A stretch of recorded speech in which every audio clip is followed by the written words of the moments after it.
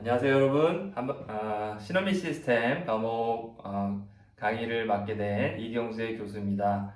네, 우리 첫 시간에 뵀었죠? 첫 동영상을 통해서 여러분들 말씀드렸지만 본 시너미 시스템 과목은 수학 기반의 과목이기 때문에 여기는 이 칠판에 제가 직접 판서를 하고요. 여러분들 필기를 따라서 쓰고 이렇게 실제 수업하는 것처럼 진행을 할 겁니다.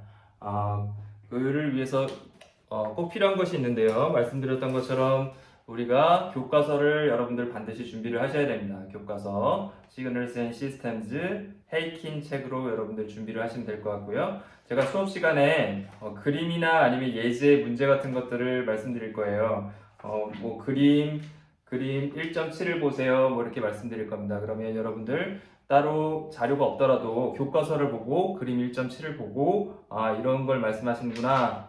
교수님 말씀하시는구나 이렇게 파악을 하셔야 됩니다. 그리고 제가 뭐 예제 몇 번을 보세요. 문제 프로그램 1.8을 보세요. 뭐 이런 식으로 말씀을 드리면 여러분들이 직접 책을 찾아보시고 그 책에 있는 문제를 보고 따라오시면 됩니다. 제가 수업 시간에 따로 문제를 적어드리지는 않을 거예요. 그래서 책에 있는 문제가 있어야지 여러분들 수업을 따라오실 수 있습니다. 그래서 어떤 방식으로든 여러분들 책을 꼭 구하셔서 수업 시간에 동영상 시청하시면서 같이 보시기 바랍니다. 그리고 두 번째는 뭐였죠? 네, 꼭 빈 노트를 준비하라고 말씀을 드렸습니다. 이 노트는 제가 시노미 시스템 실제로 학부 과정 때 제가 필기했던 노트거든요. 보시면 여기 시그널스 앤 시스템들이 이렇게 보이죠? 제가 아직 20년은 안 된 것 같아요, 여러분. 20년은 안 됐고요. 20년 가까이 제가 이걸 가지고 있습니다. 가지고 있고, 제가 이 강의를 준비하면서 뭘 참고했을까요? 제일 먼저 참고했던 게 이 바로 강의 노트입니다. 제가 수기로 정리한 강의 노트.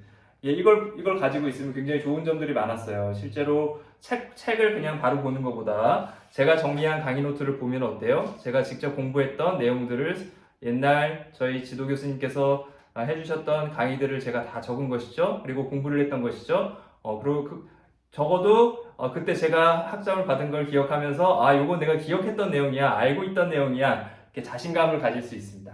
잊어버려도. 그래서 여러분들도 졸업하고 나서 아니죠. 졸업하기 전에도 다른 과목을 수강하면서 시노미 시스템 필요하다. 그럼 이 노트를 여러분들이 직접 가지고 필기한 노트를 가지고 뒤적여 보는 거죠. 1년 뒤, 2년 뒤. 그리고 졸업한 이후에 3년 뒤에도 여러분들 이 노트를 가지고 있으면 시노미 시스템이 기억이 날 겁니다. 우리가 강의하고 여러분들이 이해했던 내용들이 다시 기억하는 데 굉장히 큰 도움이 될 거예요. 그리고 이걸 이렇게 갖고 있으면 굉장히 좋습니다. 이렇게 책하고 노트하고 여러분들 그래서 뭐 3년 뒤에 졸업한 이유가 아니라 앞으로 이제 10년 뒤 저처럼 20년 뒤에도 시노미 시스템을 다시 볼 수 있는 기회가 있으면 좋겠어요.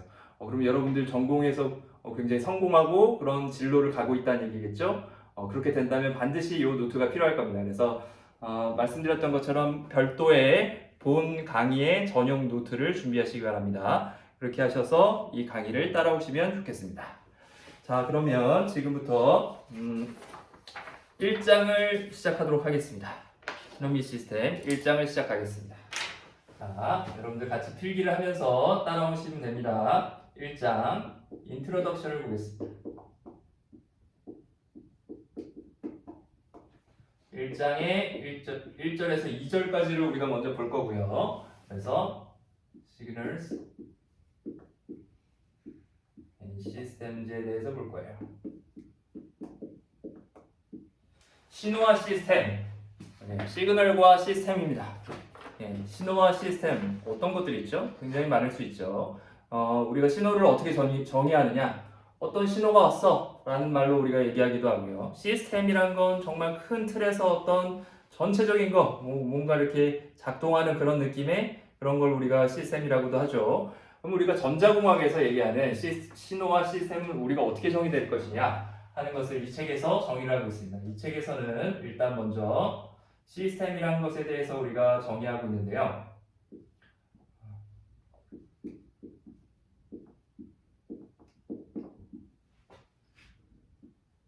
일단 실제 우리가 살고 있는 이 세상에서 존재하는 시스템에 대해서 얘기하고 있어요. 그 시스템이 어떻다고 얘기하고 있죠? 실제 세상에서의 다이나믹한 시스템을 얘기하고 있습니다. 맞습니다. 여러분들 실제 시스템은 굉장히 다이나믹한 우리가 모델링하기 좀 어려운 시스템들이 굉장히 많습니다. 많이 있죠. 많이 있죠. 여러 가지 시스템들이 예를 들어서 교육 시스템. 여러분들이 교육을 받고 있는 대학에서의 교육 시스템도 우리가 시스템이라고 하잖아요. 굉장히 다이나믹하고 여러 가지 요소들이 걸쳐져 있죠. 대입 문제에서부터 여러분들 초중고에서 어떻게 수업을 받느냐, 그리고 대학을 어떻게 지금처럼 동영상 강의로 신청하는 그런 시스템인지 아니면 실제로 대면 강의인지 굉장히 많은 시스템들이 존재하겠죠. 그렇죠? 그런 걸 우리가 다 시스템이라고 할 수 있고요. 중요한 건 그런 것들을 전부 다 전자공학에서 다루지는 않고요. 우리가 그 중에서 일부 시스템들을 다룰 겁니다. 그런데 그 다루는 방법이 그냥 이런 다이나믹한 시스템들을 그냥 다루는 것이 아니라 모델링을 합니다. 이걸 모델링을 통해서 실제 존재하는 그런 다이나믹한 시스템들을 우리가 전자공학에 이용할 수 있게 그렇게 표현을 해줍니다. 그래서 새로운 표현을 우리가 해줍니다. 그래서 representation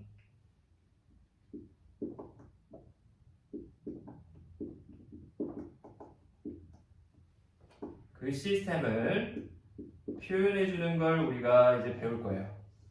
어떻게 새롭게 표현해 줄 것인가 하는 문제가 있는데요. 예를 들자면 이겁니다. 여러분들 신호가 여러 가지 신호가 있을 텐데 그 신호들을 어떻게 표현할 수 있느냐? 예를 들어서 음성 신호는 어때요? 음성 신호 같은 경우 제가 말하는 신호는 어떻게 표현할 수 있죠? 시간에 따라서 얼마나 음역 대역이 커지고 작아지느냐 하는 시간 영역 시그널로 표현할 수가 있겠죠. 그렇게 우리가 표현을 해주는 것이죠. 그렇게 표현을 해주는 방법을 이제 우리가 배우는 것이 이 시노미 시스템의 첫 번째 목적이 될 겁니다. 그래서 그걸 우리가 모델링이라고 한다고 했죠. 어떻게 표현할 것이냐 하는 방법에서 첫 번째 우리가 챕터 1에서 LTI 시스템이라는 걸 배웁니다. 그런 시스템 중에서도 특별히 챕터 1에서 챕터 2에서 인트로덕션을 지나고 챕터 2에서 LTI 시스템이라는 걸 배울 겁니다. LTI 시스템에서 이 LTI는 뭐의 약자냐면 Linear Time Invariant의 약자입니다. 그래서 리니어라는 얘기는 선형적이라는 얘기죠. 신호가 선형적이다. 그 시스템이 인풋 아웃풋에 대해서 선형적이라는 얘기고요. 그리고 Time Invariant의 약자입니다. 그래서 시간에 따라서 변하지 않는다는 뜻이죠.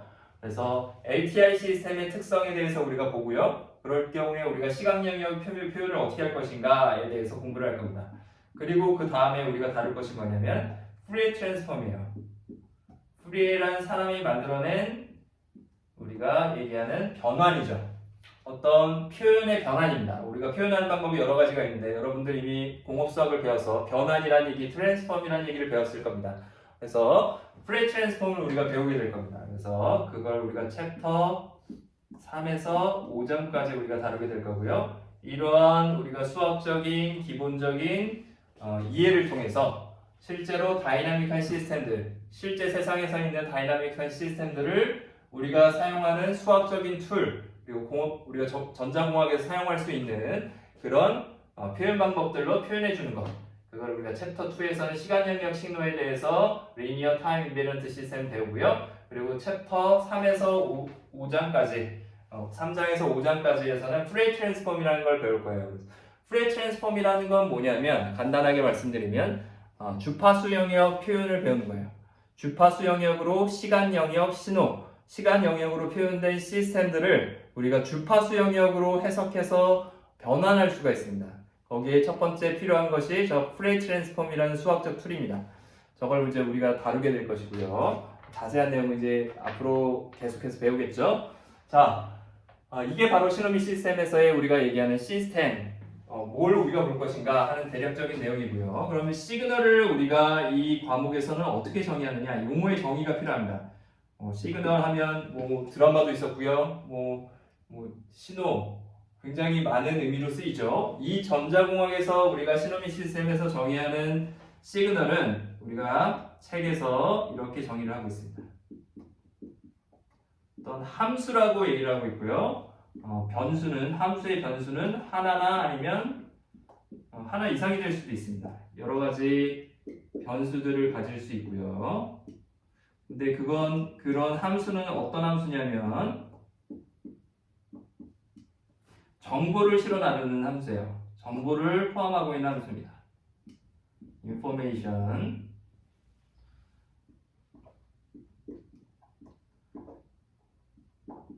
자연에서 일어나는 그런 자연계에서의 다이나믹한 시스템들을 가지는 그런 정보들을 실어나르는 그런 함수입니다.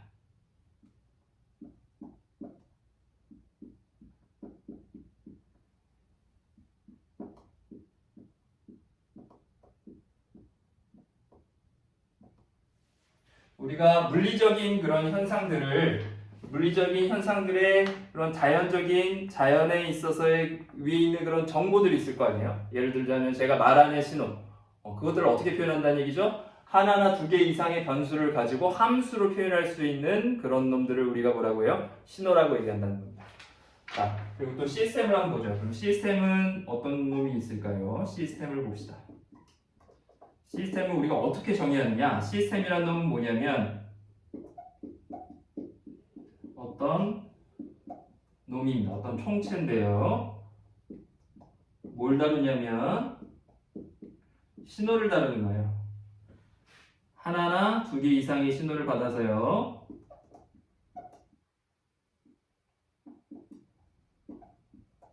새로운 신호를 만들어내는 겁니다.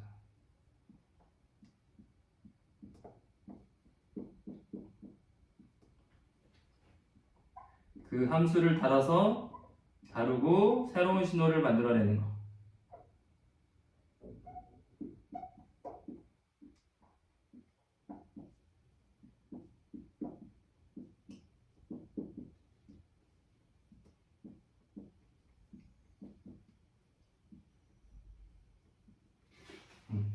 시스템의 정의는 우리가 전자공학 신호미 시스템에서 얘기하는 신호와 시스템에서의 시스템의 정의를 이렇게 주어집니다. 신호는 어떤 함수라고 그랬죠?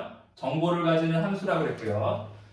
그리고 시스템의 정의는 뭐냐면 시스템의 정의는 어떤 하나나 두 개 이상의 신호를 가지고 그것들을 변형시키거나 다루어서 어떤 만들어내는 거죠. 뭘 만들어내죠? 새로운 신호를 만들어내는 어떤 것. 그런 총체를 전체를 뭐라고 해요? 그거를 시스템이라고 정의를 한다는 얘기입니다. 자, 그래서 우리가 그러면 이렇게 정의가 된다는 거는 무슨 뜻이지 할 거예요. 그럼 실제로 어떤 시스템들이 실제로 우리가 존재하는지 한번 예를 들어보죠. 예를 들어보면 좀 더 이해하기가 편하겠죠.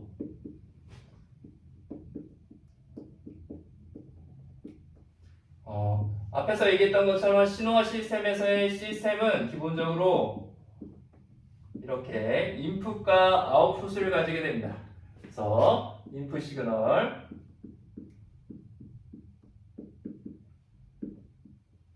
아웃풋 시그널을 가지게 되고요.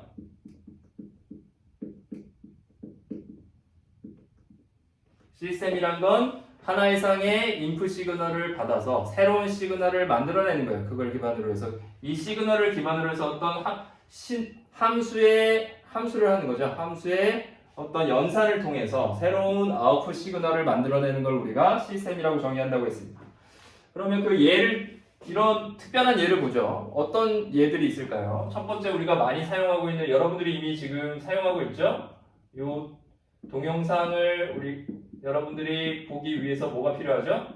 네, 통신이 필요합니다. 여러분들 무선으로 핸드폰을 통해서 시청하실 수도 있고요. 아니면 노트북을 하더라도 무선이나 유선으로 인터넷을 통해서 이 동영상을 시청을 하실 겁니다. 그 첫 번째는 뭐죠? 제가 이 녹화한 동영상 그리고 음성 파일 이런 것들이 지금 유튜브에 올라가죠. 유튜브에 올리려면 어떻게 하겠어요? 제가 먼저 그 신호를 찍어서 데이터로 변환시키죠. 그 데이터 변환시킨 걸 유튜브 서버에 올리는 거죠. 그 과정들이 다 통신입니다. 통신의 과정들입니다. 그래서 통신에서 제일 처음 필요한 것은 우리가 뭘 하고자 하는 거야? 메시지를 보내고자 하는 거죠. 이 메시지는 영상일 수도 있고요. 지금 음성일 수도 있고요. 아니면 어떤 새로운 신호일 수도 있고요. 메시지가 있습니다. 그 메시지를 어떻게 주죠? 송신단을 통해서 영어로 트랜스미터라고 하죠. 트랜스미터를 통해서 메시지를 보내줍니다. 새롭게 그 메시지를 변환하죠. 제 영상이 그대로 올라가나요? 아날로그 신호로? 아니죠. 데이터로 디지털 데이터로 변환이 됩니다. 디지털 데이터나 아니면 우리가 통신에 적합한 통신에서는 항상 채널이라는 게 존재해요. 채널. 제가 무선 채널을 통해서 전파를 통해서 지금 동영상을 찍은 거를 아이폰으로 와이파이로 보낸다. 이 데이터들을 보낸다라고 하면 그 와이파이 시그널들은 전파 시그널이 될 겁니다. 전파 RF 전파가 될 것이고요. RF 전파라는 채널을 통해서 이 메시지가 잘 전달될 수 있도록 송신단에서 하는 역할은 뭐예요? 제 핸드폰에 있는 와이파이 모뎀이 이 데이터들을 채널에 적합한 형태의 송신 신호로 바꿔주게 됩니다. 디지털 신호로 바꾸고요. 그걸 RF단에서 전파로 쏴주게 되는 것이죠. 그런 걸 우리가 뭐라고 하냐면 전송되는 신호다라고 합니다. Transmitted signal이라고 하고요. 시그널이라고 얘기할 수 있고요. 최종적으로 채널을 통해서 수신단 리시버에서 받는 시그널을 우리가 리시브드 시그널이라고 하고요. 수신단을 우리가 영어로 리시버라고 합니다. 그래서 받아지는 시그널을 여기서 리시브드 시그널이라고 하고요. 최종적으로 우리가 뭘 받는 거예요? 메시지를, 추정된 메시지를 받는 것이죠. 그래서 우리가 estimated 메시지를 우리가 최종적으로 복원하는 것이 수신대 신호에서 이 송신단 그리고 리시버의 역할입니다. 우리가 어떤 채널을 쓰기로 우리가 약속을 했다면, 예를 들어서 와이파이 무선 전파 대역을 써서 우리가 통신을 하겠다, 무선 통신을 하겠다, 그렇게 약속을 하면 어떻게 되는 것이죠? 송신단과 수신단만 우리가 잘 설계해서 어떻게 하면 신호를 잘 보내고 우리가 원하는 것을 보내고 잘 받는가 하는 것을 설계하는 것이 결국에 뭐예요? 이런 통신 시스템의 주요 목적이 되겠죠. 그래서 그때 이런 신호들이 어떻게 정의되는지, 어떻게 표현되는지, 이 신호를 어떻게 만들어야 이 채널을 거쳐서도 오류가 없이 잘 받아질지를 설계해야겠죠. 이런 것들이 다 뭐예요? 이런 것들을 다 신호라고 하고요. 우리가 이런 트랜스미터, 리시버를 뭐라고 하죠? 하나의 시스템이라고 할 수 있죠. 입력 신호를 받아서 출력 신호를 만들어내는 것이죠. 또한 채널까지 다 합쳐서 이 메시지에서 에스티메이티드 메시지, 이 전체도 하나의 뭐가 되는 거죠? 큰 시스템이 되는 거죠. 큰 시스템의 관점에서 입력 신호는 메시지고요. 출력 신호는 추정되어진 신호, 수신단에서 그렇게 될 것입니다. 목표는 뭐가 될까요? 통신의 목표는 보내는 메시지와 추정되는 메시지의 에러를 줄이는 것이죠. 차이가 없도록 만들어주는 것이 결론적으로 이 커뮤니케이션 시스템의 최종 목표가 될 겁니다. 네. 이런 특성을 가진 우리가 특정한 시스템을 우리가 하나 봤고요. 또 어떤 시스템들이 있을까요? 이 다른 시스템을 보기 전에 먼저 이 통신 시스템의 예로 주어진 그림이 있습니다. 그래서 그림 1.3을 보시면 좀 옛날 시스템이죠. 옛날에 고전 책이라서 1.3을 한번 보시기 바랍니다. 그림 책에 나오는 그림 1.3을 보시면 패스파인더라는 그림이 나올 거예요. 책을 반드시 가지고 계시면 좋은데요. 잘 보이실지 모르겠지만 이런 그림입니다. 그래서 화성에 존재하는 이런 화성에서 패스파인더라는 화성에서 움직이는 로봇이죠. 예. 바퀴가 달린 로봇이고요. 그래서 사진을 찍어서 화성의 표면에 사진을 찍어서 어떻게 해주죠? 지금 지구에 있는 미국에 있는 이런 안테나를 가진 리시버로 그 신호를 전송을 해주는 겁니다.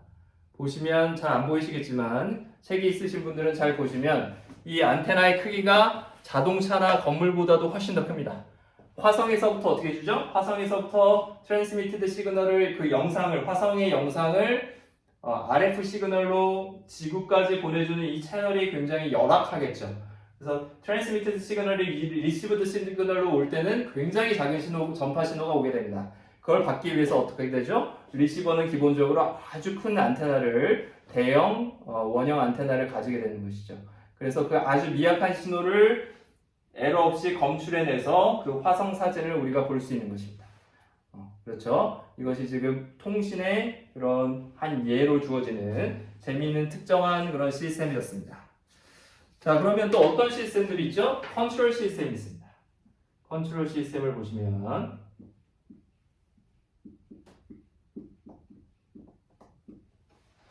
컨트롤 시스템은 기본적으로 어떤 시스템이에요? 컨트롤 시스템이라는 걸 예를 들자면 여러분들 자율주행, 최근 많이 여러분들의 관심이 있고 사람들의 연구 그리고 실제로 실생활에서 굉장히 파급 효과가 큰 최근 전자공학 기술 중에 하나죠. 자율주행. 자율주행 같은 경우에 어떻게 되죠? 여러분들 센서를 통해서 길이 있으면 길에서 길에 오른쪽으로 할 건지 왼쪽으로 할 건지를 결정을 합니다. 자동차가. 그래서 그 결정해서 휠을 돌리죠. 자동으로 돌리고요. 엑셀레이터 브레이크도 자동적으로 제어를 합니다. 그렇게 할 때 어떻게 되죠? 그 센서에서 들어온 정보를 가지고 기본으로 이 조정을 하게 되는 것이죠. 컨트롤을 하게 되는 것이죠. 컨트롤을 했을 때 어떻게 되죠? 입력 신호가 다시 또 바뀝니다. 센서의 정보가 그것 때문에 또 바뀌어요. 결과적으로 조정을 해서 나오는 아웃풋의 결과가 어느 정도 이동되느냐를 가지고 또 센서를 합니다. 운전대를 약간 돌렸는데 어떤 도로에서는 확 돌아가기도 하고요. 어떤 도로에서는 좀 천천히 돌아가기도 해요.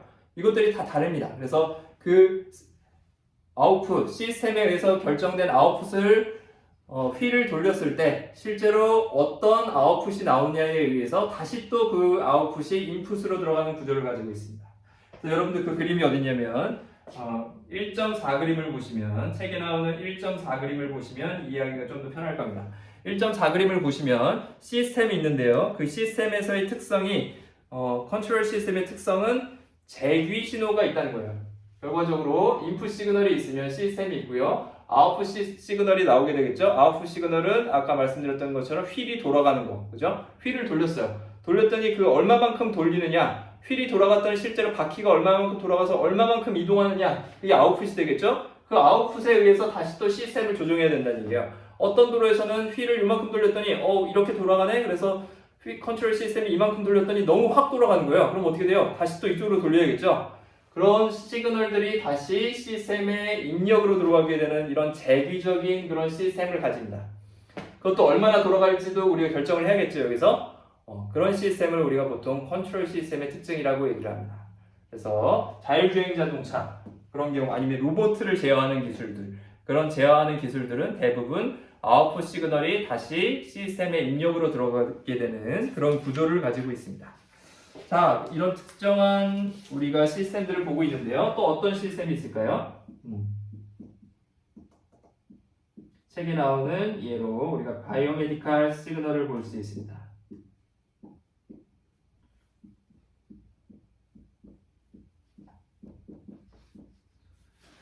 바이오메디컬 시그널 프로세싱, 이것도 하나의 시스템이 될 것이고요. 이런 시스템들 예를 들자면 그림 1.8, 1.9에 나오는 그림이 나오는데요. 그림 1.8과 9에 나오는 그림입니다.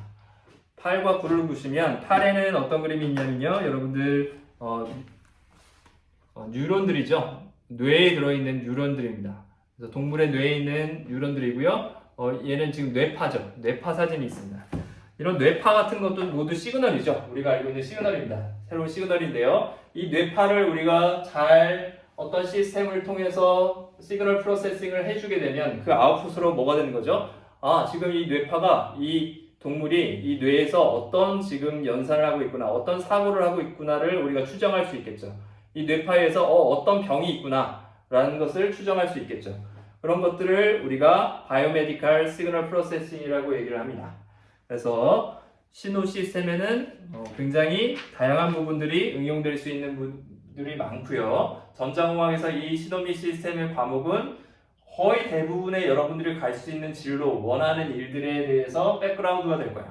노트 필기를 꼼꼼하게 잘 하셔야겠죠. 앞으로 여러분들이 1년, 2년, 졸업하고 나서 4년, 앞으로 10년 동안 적어도 여러분들이 이 과목의 노트를 잘 활용할 수 있기를 바랍니다. 그게 여러분들이 그렇게 됐다면 여러분들이 굉장히 성공했다는 얘기가 될 겁니다. 자, 봅시다.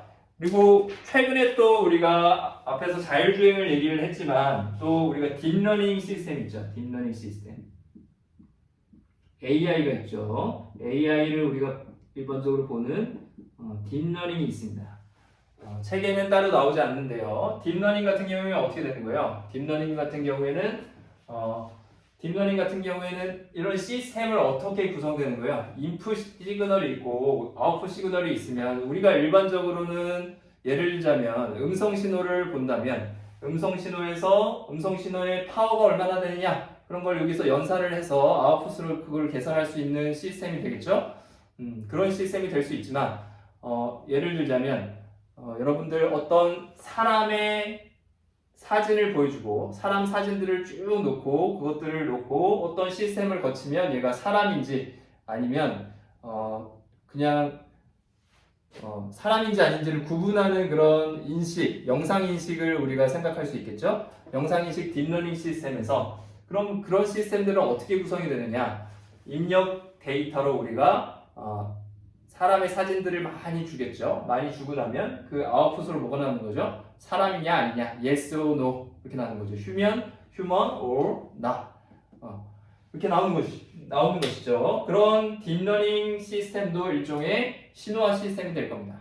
거기서 그 입력 신호와 아웃풋 신호는 어떤 특성을 가지고 있냐면 입력 신호들이 굉장히 많은 데이터로 이루어져 있어요. 전체 데이터를 다 가지고 이 시스템이 어떻게 만들어져야 될지 우리가 모르죠. 그리고 아웃풋들의 조합들이 각각 가지고 있습니다. 그래서 그걸 딥러닝이라는 방법으로 이 시스템을 자동적으로 구성할 수 있도록 만들어주는 거죠. 그게 바로 딥러닝 AI의 최근 특성입니다. 그래서 여러분들 이 시노미 시스템을 잘 배우고 이해하는 것이 최근에 굉장히 중요한 이슈 중에 하나인 딥러닝 AI 알고리즘들을 이해하는 데도 큰 도움이 될 수 있다라고 말씀을 드릴 수 있겠습니다.